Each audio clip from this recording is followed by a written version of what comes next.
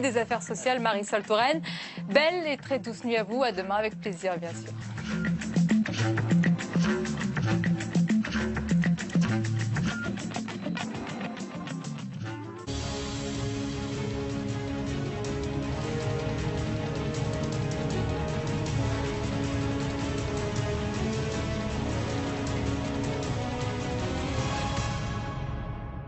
Elle fait face à des déficits et une vague de protestations tout azimut. Les familles, les blouses blanches, même les vapoteurs, sans compter la droite qui appelle à la mobilisation contre ces annonces. Et l'Église également qui se mobilise pour la politique familiale. Bonsoir Marisol Touraine, ministre donc des Affaires sociales, de la Santé et également des droits des femmes. Ce n'est pas une sinécure en ce moment, on peut le voir. Comme le dit François Hollande, il n'y a pas de réforme qui soit indolore. Pourtant, vous affirmez qu'aucune famille ne verra baisser le montant des prestations qu'elle reçoit.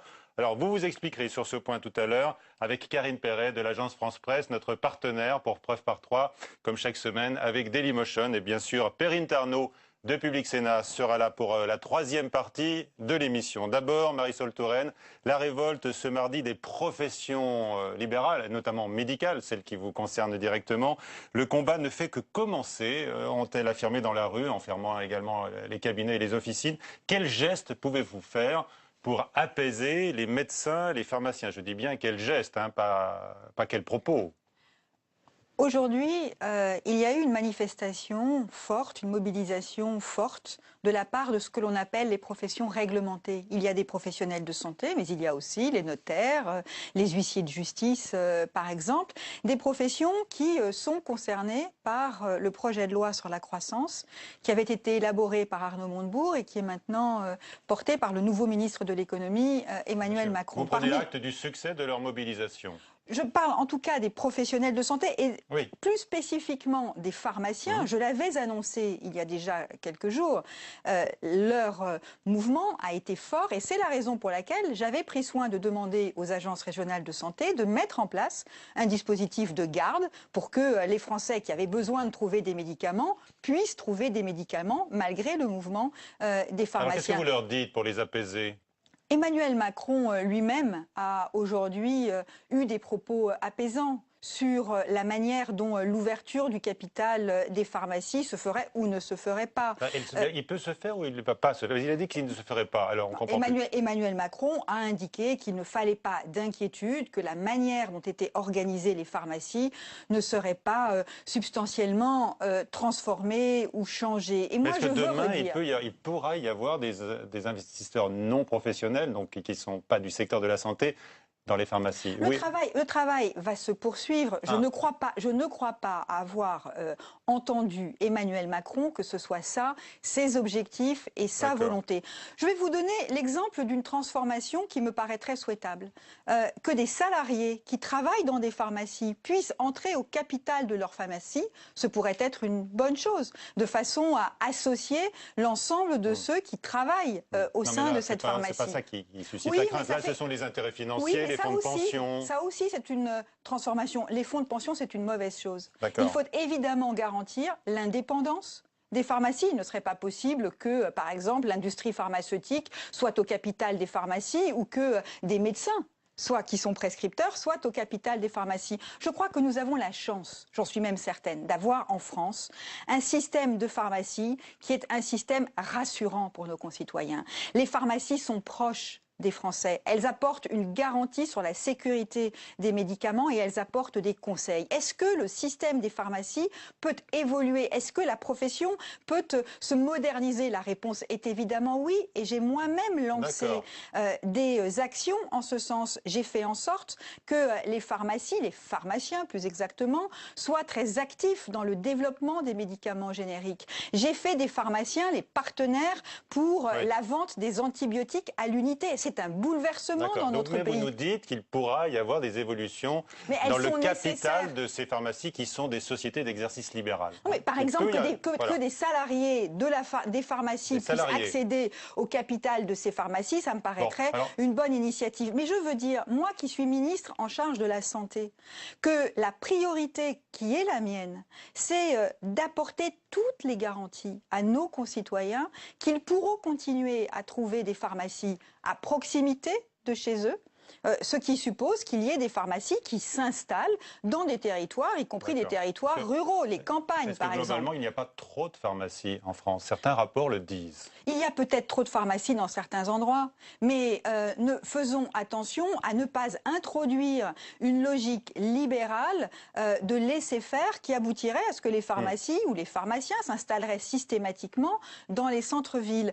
Pour l'ensemble des professionnels de santé, pour les pharmacies comme pour les autres, je suis attentive à ce que les Français puissent trouver à côté de chez eux ce dont ils ont besoin, des médecins, des infirmières, des kinés et des pharmacies. Autre évolution possible et envisageable, je ne sais pas, vous allez nous le confirmer, est-ce que vous allez faire sortir certains médicaments des pharmacies pour les rendre disponibles dans les grandes surfaces, pour qu'ils soient, ou seraient-ils d'ailleurs moins chers? On dit que c'est l'objectif. Je n'y suis pas favorable. J'ai eu l'occasion de le dire et je le répète et je souhaite que tout cela soit clarifié définitivement très vite pour éviter d'entretenir de faux débats. Je n'y suis pas favorable, pourquoi ?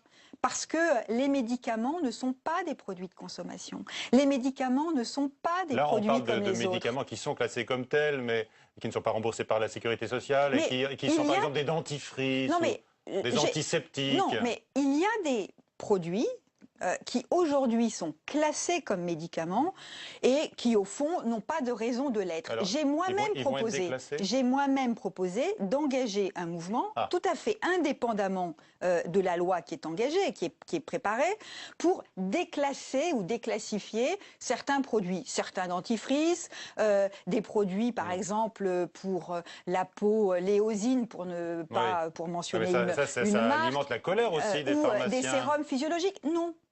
J'ai travaillé avec les représentants des pharmaciens et ils sont prêts eux-mêmes à réfléchir, enfin pas à réfléchir, même à proposer des produits dont eux-mêmes considèrent qu'ils n'ont pas besoin du conseil du pharmacien pour être vendus. En revanche, je considère, pour ce qui me concerne, que les médicaments doivent être encadrés strictement. Et je vais même vous dire une chose. Dans notre pays, le problème, c'est qu'on consomme encore trop de médicaments. Et ça n'est pas en mettant des médicaments en vente libre dans les pharmacies qu'on va régler ce problème. Moi, mon enjeu, mon objectif, ça n'est pas que les Français trouvent n'importe où ou à quelques de nouveaux endroits des médicaments, c'est qu'ils soient plus attentifs et mieux maîtrisés dans leur consommation. Il y va de leur santé et il y va d'ailleurs de la qualité de notre système de santé. Quand est-ce que vous allez généraliser justement la vente de médicaments à l'unité là, pour faire des économies? J'ai lancé le processus. L'expérimentation va durer 1 an. Et au bout d'1 an, nous tirerons les leçons de cette expérimentation pour voir s'il y a des aménagements à apporter. Mais je suis dans l'intention de généraliser la vente des antibiotiques à l'unité parce qu'on consomme trop de médicaments et on consomme trop d'antibiotiques dans notre pays. Alors, vous voulez faire baisser le prix de certains médicaments donc en les sortant des pharmacies, hein, vous le confirmez quand même, avec l'accord des pharmaciens, vous l'avez dit. Il y a quelques mois, nous avons permis la vente des tests de grossesse dans les grandes surfaces et cela est plutôt quelque chose de positif. Disons que la spécificité de la vente en pharmacie ne s'imposait pas. Mais moi, je suis très attentive à faire la différence entre ce qui relève du conseil du professionnel de santé et ce qui relève de l'accès de chaque citoyen. Concernant les médicaments, il y a d'autres enjeux financiers, mais alors qui sont bien plus considérables. Est-ce que la sécurité sociale peut aujourd'hui, par exemple, payer à quelques 200 000 patients qui sont atteints d'hépatite C dans notre pays un nouveau cachet miracle d'un laboratoire américain? Vous avez annoncé un certain nombre de mesures. Vous voulez encadrer un peu les labos avec des taxes, mais est-ce qu'il ne faudrait pas carrément envisager une mesure radicale, c'est-à-dire s'emparer des brevets? Il y a une chance formidable pour nous aujourd'hui. Et je pense à tous ceux qui sont aujourd'hui malades de l'hépatite C, qui ne savaient pas comment se soigner de façon satisfaisante il y a encore peu et qui aujourd'hui ont la possibilité de se soigner bien avec ce nouveau médicament. 56 000 € la cure. Et la Sécu ne peut pas se l'offrir. Même plus. Oui.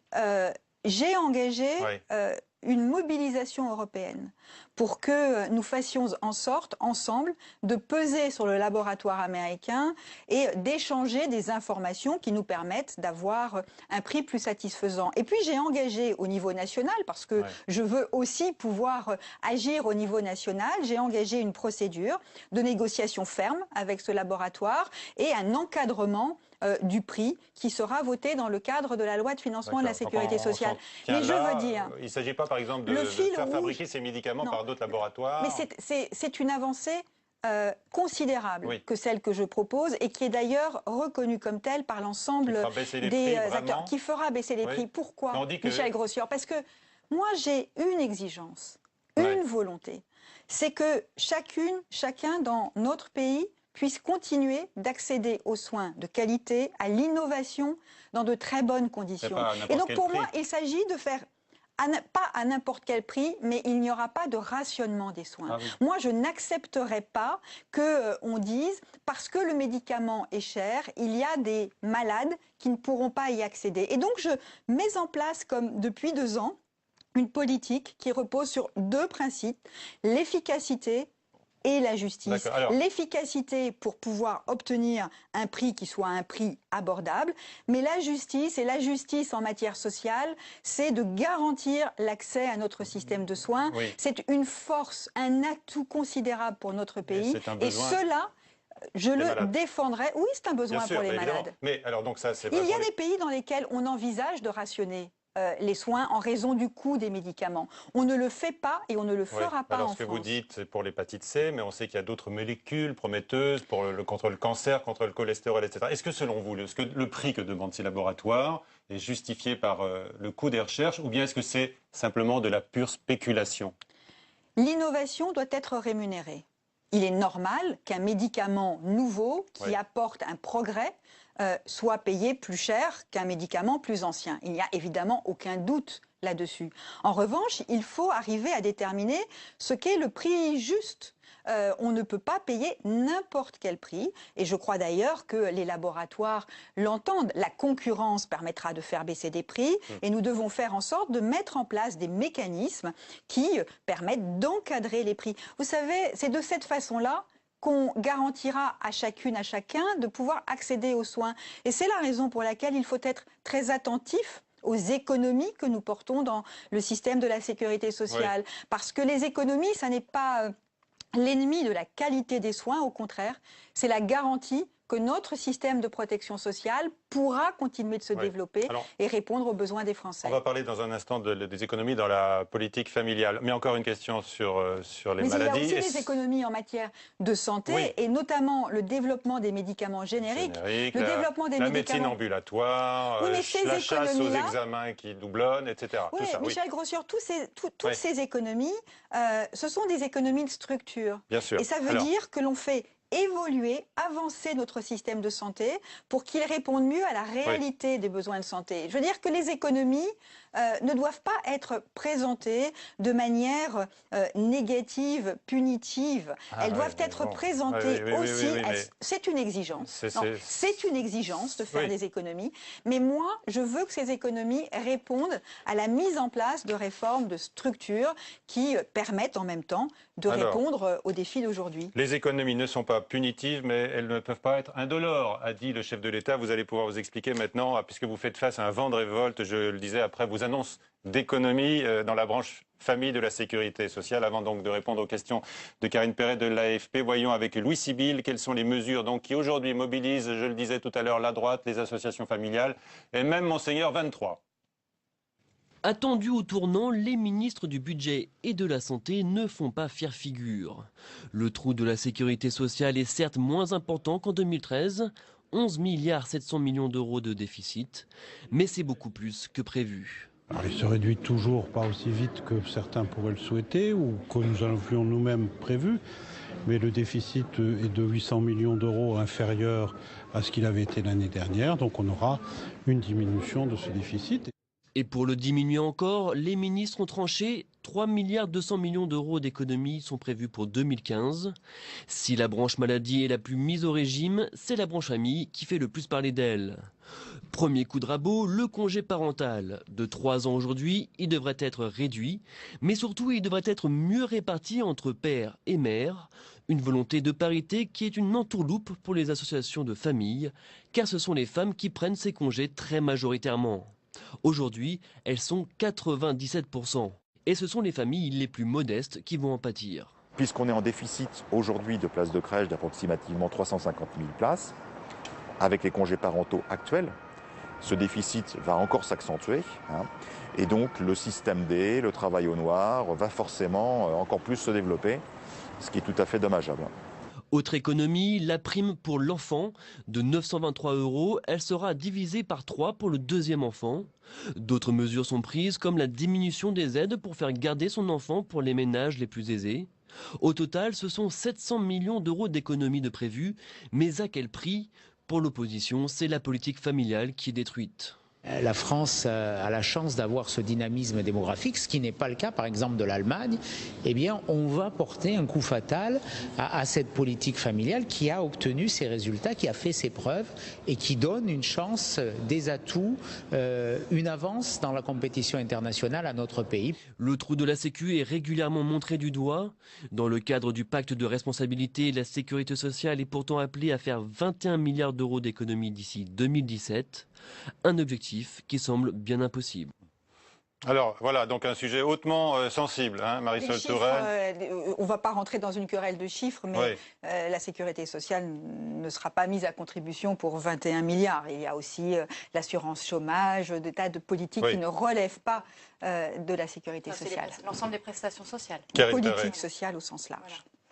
Voilà. Oui. Est-ce que vous pensez, comme votre collègue du gouvernement ce matin, Ségolène Royal, qu'il faut se réjouir de la contestation de toutes ces mesures annoncées sur les politiques familiales? La politique familiale en France est une chance formidable. C'est un atout pour notre pays. Et c'est la raison pour laquelle je l'ai soutenue, portée, et que la gauche fait de la famille et des politiques familiales un enjeu tout à fait important. Moi, je ne laisserai pas dire... Je vous le dis sincèrement, je ne laisserai pas dire que la gauche n'aime pas les familles. Parce que depuis 2 ans, nous avons investi 1 milliard d'euros supplémentaires dans les politiques familiales. Vous faites 700 millions d'euros d'économies et il y a les dépenses vont continuer d'augmenter à un rythme plus maîtrisé. Il y a des économies. Il y a des économies parce que si nous n'en faisons pas, on l'a vu dans le sujet, si nous ne faisons pas ces économies, viendra le moment où nous ne pourrons plus assumer notre modèle social. Et moi, je le répète, ma priorité, mon exigence quotidienne, ma volonté quotidienne, c'est de faire en sorte que notre modèle social protecteur soutienne l'ensemble des familles et l'ensemble des Français. Et pour cela, nous devons regarder les dépenses que nous faisons. Simplement, ces dépenses, nous devons les faire à partir de certains principes.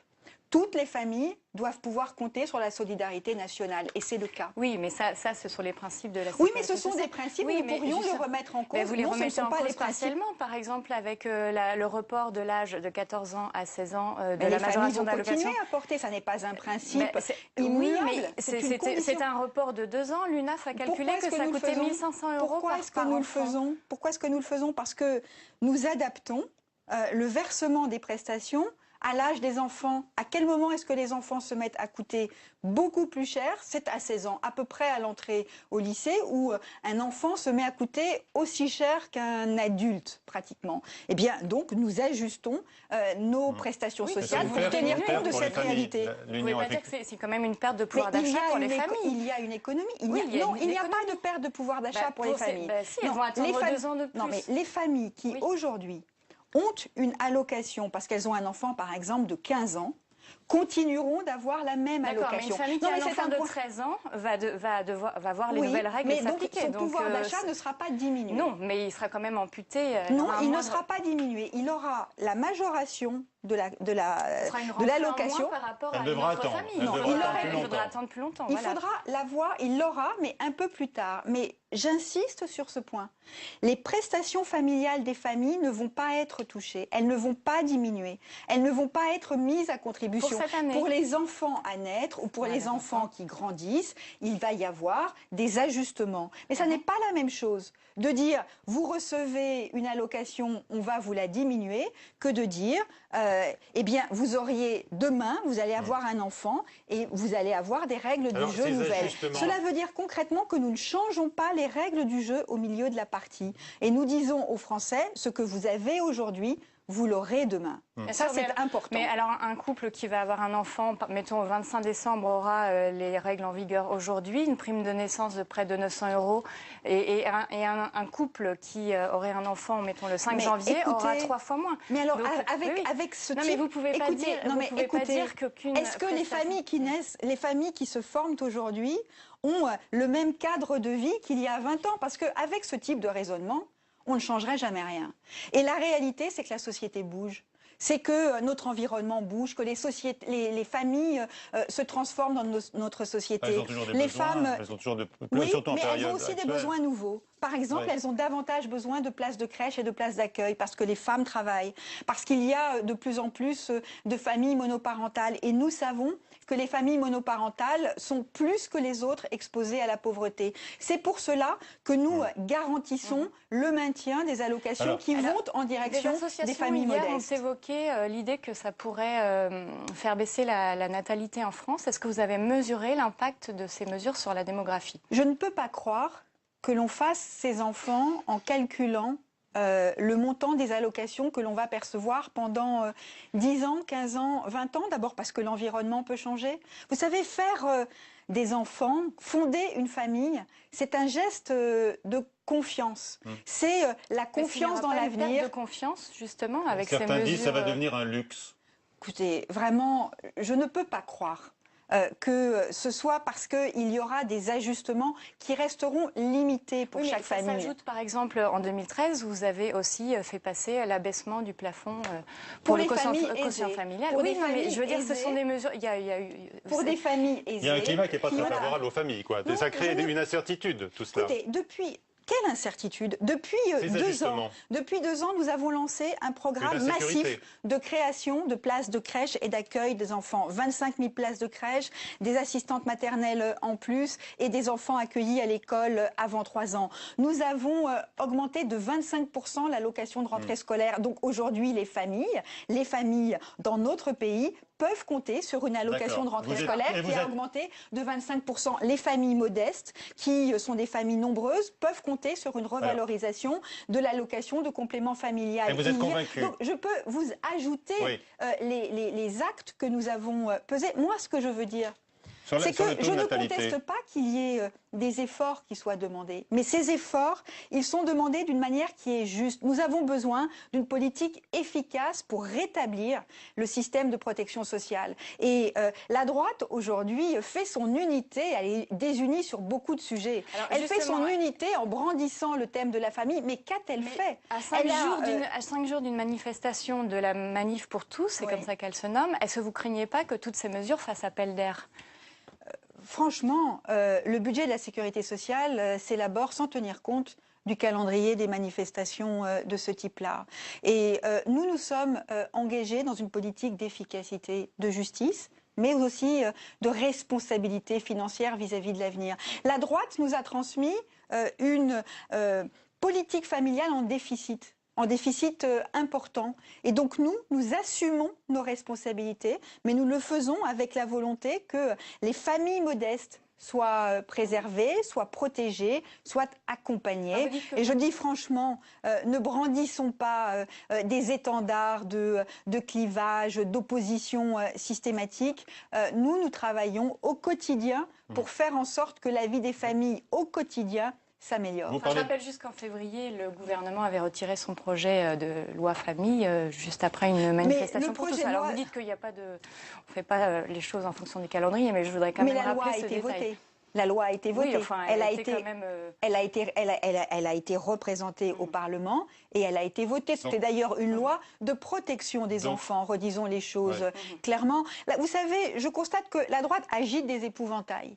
Dès que nous parlons famille, on nous explique que tout de suite, nous voudrions brader les valeurs familiales dans notre pays, nous voudrions légaliser la gestation pour autrui, la GPA, alors que nous y sommes fortement opposés et que j'y suis personnellement totalement opposée parce que c'est la marchandisation du corps des femmes. Donc on voit des amalgames se faire et je trouve que cela ne sert pas la politique, cela ne sert pas les familles dans notre pays. Vous nous dites comme pour le mariage, ce n'est pas la manif pour tous qui vous fera reculer sur la politique familiale. Non, Même si on entend Bruno Le Maire dire il faut se mobiliser. Mais la droite essaye de ressouder ses rangs à partir de cette thématique-là parce qu'au fond, elle ne sait pas comment avancer aujourd'hui. Oui, la droite est désunie. Vous dites vous travaillez pour l'avenir, mais par exemple, Monseigneur 23 a dénoncé lors d'une homélie assez ferme le démembrement progressif de la politique familiale. Il dit c'est un coup sévère. Donc vos mesures, c'est un coup sévère pour l'avenir du pays. Le démembrement d'une politique qui aujourd'hui représente combien, Michel Grossior? Plus de 50 milliards d'euros consacrés à la politique familiale, 36 milliards d'euros qui sont consacrés aux prestations familiales. Et nous parlons de 700 millions d'économies. 700 millions d'économies qui vont être réparties selon des principes qui sont des principes de justice et d'accompagnement des modes de vie. Les femmes travaillent, les femmes ont besoin d'être soutenues avec des places en crèche, des places d'accueil.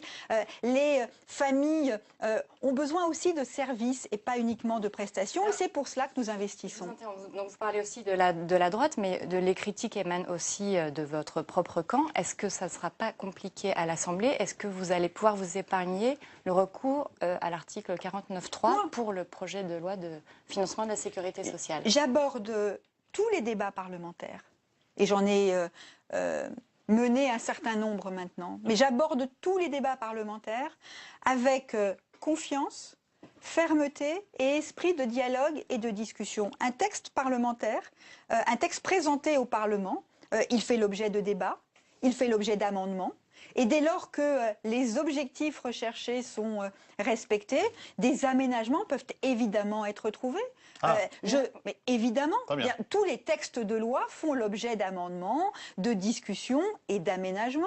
Et je souhaite qu'il en aille de la même façon pour le texte sur la sécurité sociale, qui ne comporte pas seulement d'ailleurs des mesures sur la famille, mais aussi des mesures sur la santé. Donc pas de recours à l'article 49.3 sur Je ce ne suis projet. jamais dans cette perspective-là, parce que nous avons besoin d'échanger, d'avancer et de faire voter un texte qui est un texte, encore une fois, de responsabilité vis-à-vis de l'avenir et qui marque l'engagement extrêmement ferme de ce gouvernement, mon engagement personnel pour que notre modèle social puisse être à la fois adapté et conforté. Alors, je voudrais revenir sur une mesure plus précise. Le congé parental pour le deuxième enfant, va-t-il continuer à durer 3 ans? Sera-t-il pris moitié-moitié par l'homme et la femme? Pouvez-vous nous préciser les choses? Ça fait partie des mesures qui feront sans doute l'objet d'une discussion, même si elles doivent pouvoir se traiter de manière non législative. Quelle est la situation? Il y a aujourd'hui la possibilité pour des femmes, à compter du deuxième enfant, de prendre un congé parental assez long de 3 ans. Pour le premier enfant, le congé parental est plus court. La loi du 4 août sur l'égalité réelle entre les femmes et les hommes a d'ores et déjà introduit le principe d'un partage. Sans préciser... Oui, mais ça n'est pas inscrit dans la loi. Donc, a inscrit le principe d'un partage. Eh bien, est-ce que ce partage peut être encore plus équitable, aller par exemple vers une répartition 18 mois pour la femme, 18 mois pour l'homme, ou un autre critère de répartition? Et vous, qu'est-ce que vous souhaitez? Nous allons mettre dans la discussion l'idée d'un partage équitable. Parce que dans le même temps... Vous savez bien, les hommes ils gagnent plus que les femmes en moyenne dans notre pays, malheureusement. Donc ils ne prendront pas ce congé parental. Donc c'est pour faire des économies. Donc à ce moment-là, ça veut dire qu'au fond, nous accepterions que les femmes se contentent de quelque chose que les hommes ne trouveraient pas à leur niveau ou de valeur suffisante pour eux. C'est quand même une manière de concevoir l'engagement des femmes, le travail des femmes, de manière que je trouve préoccupante. Ouais. Et je veux dire, est louable, mais vous savez bien que les chiffres, justement, 97% des congés parentaux sont pris par les femmes. Mais c'est ça qu'il faut faire évoluer. Et l'écart de revenus est tel pour un homme, puisque les hommes gagnent plus que les femmes, que c'est ministre des droits des femmes, ma préoccupation n'est pas simplement celle de l'égalité. Ma préoccupation est celle de la présence des femmes sur le marché du travail. Et donc, je ne crois pas qu'en restant en dehors du marché du travail, les femmes se préparent à une carrière professionnelle. Donc, le congé va être réduit à 18 mois. Cette mesure suppose qu'il y ait un engagement fort et ferme en faveur des places de crèche, c'est le cas, et suppose aussi que l'on facilite la formation professionnelle des femmes qui sont restées en dehors d'une activité professionnelle pendant un certain temps. Alors, ça vous en fait des combats personnels, puisque c'est comme ça que vous présentez votre action ministérielle, Marisol Touraine. Et bien justement, il y a un autre sujet, c'est votre plan anti-tabac. Vous voulez que les bébés qui naissent aujourd'hui soient la première génération de non-fumeurs. Donc vous avez présenté un certain nombre d'objectifs, de solutions également, de mesures, dont une qui fait polémique, c'est votre manière, dit-on, de stigmatiser le vapotage. Ça crée beaucoup de remous. Vous allez pouvoir répondre à Perrine Tarnot dans un instant. Mais d'abord, le reportage de Samia Dechir. Je voulais vous dire une dernière fois que je vous aime, mais on se reverra peut-être plus.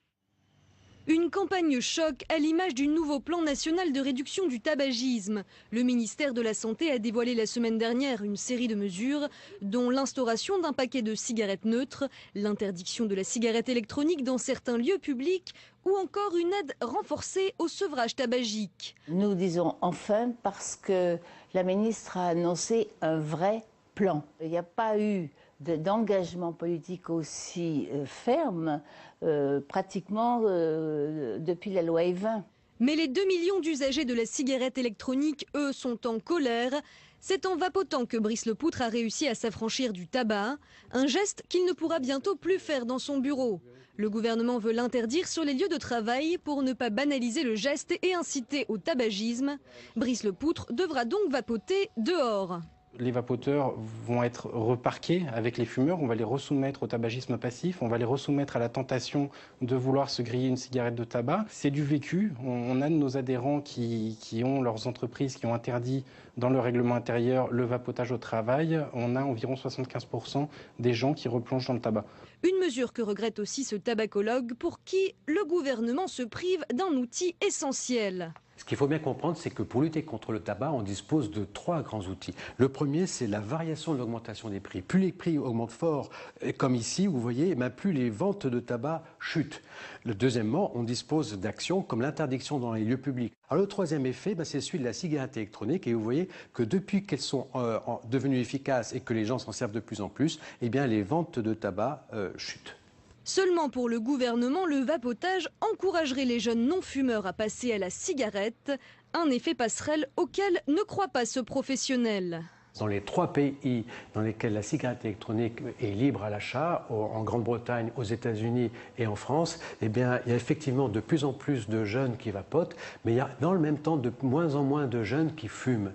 Et la cigarette électronique est en train de ringardiser la cigarette conventionnelle. Et ça, c'est quelque chose de formidable. Autre grand regret, l'absence d'une augmentation drastique du prix du paquet de cigarettes qui a pourtant déjà fait ses preuves. Voilà, Perrine Tarnot est avec nous. Non fumeuse? Un petit peu. Alors, vos questions sur le sujet. Mais je n'avais pas à dire ça. Bonsoir Michel, bonsoir Marisol Touraine. Bonsoir. Alors, est-ce que le vapotage n'est pas finalement le meilleur moyen de lutter contre la consommation de tabac? Je voudrais qu'on parle du tabac et du plan tabac, parce que c'est anti-tabac, parce que c'est ça l'essentiel. Mais je réponds à votre question. Oui, parce qu'il y a beaucoup de questions, notamment sur les réseaux sociaux. Mais j'ai dit les choses de manière extrêmement claire. Il faut distinguer entre ceux qui fument déjà. Et pour eux, la cigarette électronique, c'est très bien. Si ça leur permet d'arrêter ou de passer de la cigarette classique, du tabac qui est très nocif, à quelque chose qui est moins nocif pour eux, formidable, je le soutiens, je l'encourage. Mais en revanche, pour ceux qui ne sont pas encore entrés dans le tabac, ma préoccupation, c'est que le vapotage ne soit pas la porte d'entrée. Il y a une étude du Haut Conseil pour la santé publique qui dit attention. Attention parce qu'au fond, on est en train de créer autour de la cigarette électronique de nouvelles habitudes, de nouveaux gestes qui peuvent encourager les jeunes. Mais moi, je ne voudrais pas. Qui passent de l'e-cigarette, de la cigarette électronique, si, il y en a, justement, parmi les jeunes. Est-ce qu'il y a des études sur ce point-là? C'est l'étude du Haut Conseil pour la santé publique que je vous évoque. Mais l'essentiel pour moi n'est pas là. L'essentiel, c'est de mener une bataille résolue et ferme contre le tabac. Parce que le tabac, ce sont 73 000 personnes qui meurent chaque année. Le tabac, c'est une personne qui meurt toutes les 7 minutes. Et pour prendre une image un peu frappante, le tabac, c'est comme si chaque jour, un avion s'écrasait avec 200 personnes à bord. Évidemment, on ne le supporterait pas.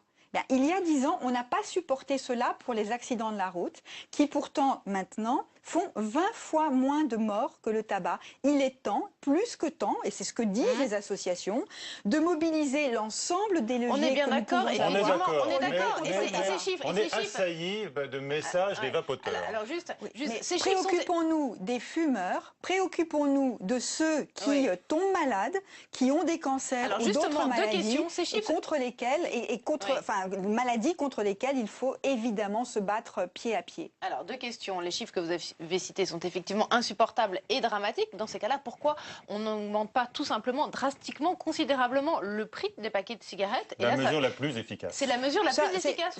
C'est une option. Ça aurait été une option. Le prix du tabac, le prix du paquet de cigarettes est en France déjà un des plus élevés. Ce que disent toutes les études, absolument toutes les études, c'est qu'il n'y a pas une mesure qui marche.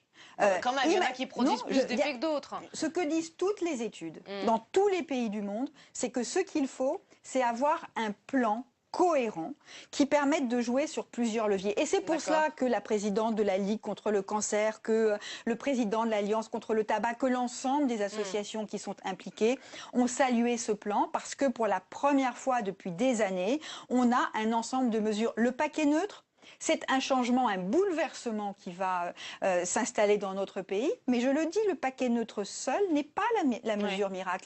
Il faut, au fond, montrer une détermination collective à ne plus accepter les ravages du tabac. Comme il y a 10 ans, il y a eu une détermination collective à dire les accidents de la route, ça suffit. Des jeunes de 20 ans qui meurent en accident de voiture, ça suffit. Tout à l'heure, vous avez parlé d'une certaine nocivité de la cigarette électronique. Quel danger représente exactement la cigarette électronique? Non, la cigarette électronique, je vois que vous avez une préoccupation pour Parce qu'on a reçu des tonnes de messages sur la cigarette électronique, donc on a dit qu'on allait répondre. Je n'en doute pas, je n'en doute pas. Mais il ne faut pas, comment dire, confondre l'essentiel et l'accessoire. L'essentiel du plan, c'est de se battre contre le tabac et le tabagisme. C'est de faire reculer le tabagisme. Oui, mais vous savez, c'est ça. C'est une solution, disent certains. Pour ceux qui fument déjà. Oui, mais c'est déjà énorme, Marisol Touraine. Et cela n'est pas remis en cause. Est-ce que on a tous des exemples autour de nous de personnes qui ont arrêté la cigarette grâce à la cigarette électronique. Dites-moi concrètement, en quoi est-ce que les mesures qui ont été annoncées vont empêcher les vapoteurs de vapoter? Je voudrais quand même avoir une réponse, parce que à vous écouter et à voir les réseaux sociaux. Si on écoute par exemple le reportage qu'on vient de diffuser, on voyait ce monsieur qui disait voilà, maintenant je suis obligé d'aller fumer ma cigarette électronique sur le trottoir avec les autres fumeurs, et donc du coup ça peut m'inciter à reprendre une cigarette. Au tabagisme passif, disait-il. S'il peut vapoter, lorsqu'il n'y avait pas de vapoteuse, c'est-à-dire il y a 1 an ou 1 an et demi, il pouvait tenir dans son bureau sans fumer pendant 2 heures, 3 heures, 4 heures. Donc je suis étonnée de voir que tout d'un coup, il faudrait ne mettre aucune limite. Il ne s'agit pas d'interdire, il s'agit d'encadrer. Vous savez, moi, je ne considère pas du tout qu'il faille multiplier les contraintes, interdire pour interdire. Il s'agit simplement de fixer des règles. Il y a beaucoup de domaines dans lesquels il y a des règles, et je ne vois pas pourquoi, pour la cigarette électronique, il faudrait considérer que c'est l'absence complète de règles qui est la seule solution. Je ne parle pas d'interdiction, je parle d'encadrement. Dernière question sur les vapoteurs, est-ce que vous allez les recevoir? S'ils veulent que je les reçoive... Ils vous ont fait plein de demandes, vous avez refusé de les recevoir alors que vous avez rencontré les buralistes? Alors que je rencontre les personnes qui travaillent dans le milieu de la vente du tabac. Il y a un lobby des vapoteurs comme il y a un lobby des cigarettiers. Oui, sûrement, mais vous savez... Vu le nombre de messages qu'on a reçus, oui. Oui, mais nous avons fait des études, je veux le dire, y compris aux vapoteurs. Nous avons fait des études avant de lancer notre réflexion et l'élaboration de nos propositions. Et plus de 55% des vapoteurs souhaitent qu'il y ait des règles qui soient fixées. Donc on peut toujours expliquer que personne ne supporte aucun encadrement. La réalité est différente. Une autre question qui se pose autour de votre plan anti-tabac. Il interdit aux parents de fumer dans des lieux privés, leur voiture, en présence de leurs enfants. Est-ce que ça, c'est pas une atteinte finalement aux libertés de chacun d'entre nous, une atteinte aux libertés fondamentales? C'est un encadrement de la liberté individuelle de fumer au regard d'un intérêt plus important qui est celui de la santé des enfants. La France n'est pas le premier pays à s'engager dans cette voie. D'autres pays l'ont fait. Et vous me permettrez de penser que c'est une mesure de bon sens. Parce que fumer alors qu'on a un enfant